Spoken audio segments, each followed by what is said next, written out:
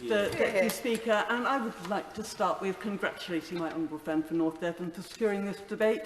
And I know that much of what she spoke about is common in rural areas around the country, so I would urge everybody to read your contribution in the first place. It is a pleasure to speak on a matter that's very important to many residents in the Inn Valley. It is a constituency fringed on three sides by dense urban areas, but a lot of it is deeply rural. And because we're limited on time, I'm going to focus on just a couple of issues on levelling up. And the Minister won't be surprised that the first one of that is public transport.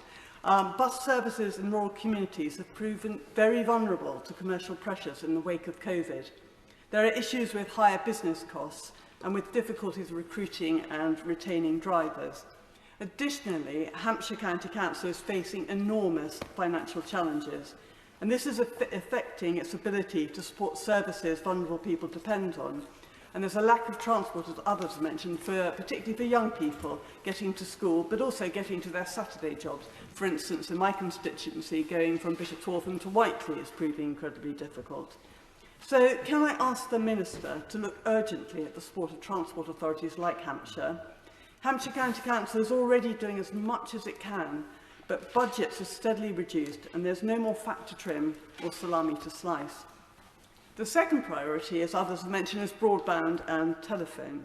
I was pleased that the Department for Culture, Media and Sport intervened over the plans to cut the existing public switch telephone network as part of the digital switchover, because like many of my constituents, I was concerned about the proper safeguards that isolated households in the event of a power cut. So can we ensure that we have a proper solution to these issues? I'd like to give an assurance to my constituents well before any move is made to switch off PSTN. However, I fully understand that the future is digital and wireless. I was delighted with the gigabit broadband scheme as enabling places like Osselbury in my constituency to get up to speed. I know there's work going on with the scheme in Cheriton and a few other villages to help the residents there too. And it is another area where Hampshire County Council has provided brilliant support for residents through its broadband voucher scheme.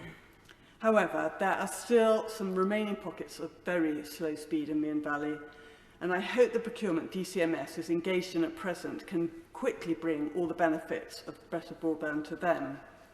So I welcome everything that's done so far. However, we're going to need to fill in gaps in 4G mobile phone coverage, as well as rolling out 5G as fast as possible into rural areas like mine. We must support our rural communities and especially our farms.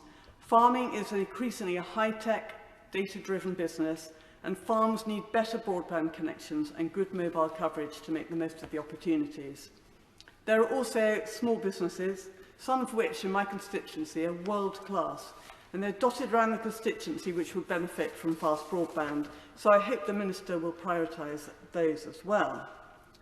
If we're really, truly levelling up those who live in rural areas, and we need to make sure that they have access to transport and broadband and technology, if we do not, we run the risk these areas are going to be left behind. As others have said, many people think that countryside as an idyll, but they're pockets of deprivation just as serious as those in inner cities. As my honourable member for North Dorset, I think, mentioned, they are just not as obvious or as big. Any government policy regarding levelling up in rural areas must have this reality at front and centre if they're going to be successful. Thank you, Mr Deputy Speaker. Thank you very much, Sally Ann Hart.